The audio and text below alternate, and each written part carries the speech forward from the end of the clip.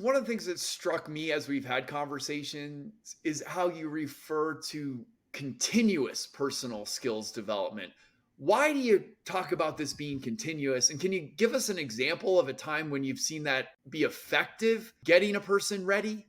Well, obviously, life is built in stages.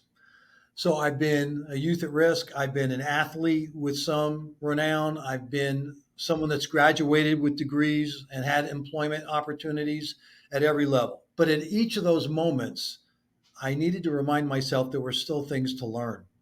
And also, I would lose my way occasionally. I could be in a boardroom and trying to communicate something I thought was important and why the investment in that made sense. So there was an organization that was serving people at risk and recovery.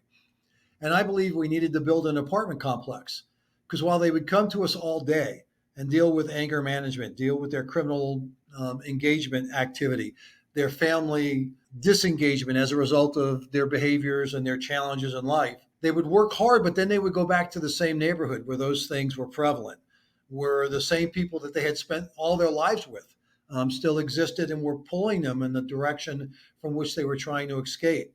I wanted the board to understand, let's build this apartment complex because if we put them in a place where they're safe and where they don't have those challenges, the work they're doing will pay off in the end. I got a little anxious in my description of that need to the board and they got scared.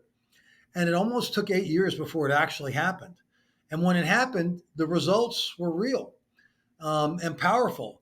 But I think if my understanding of how to effectively communicate and tell my reason why and be appropriate in a room with those that didn't quite understand it had been at its best, we might have had that 5 years ago instead of 8 years later.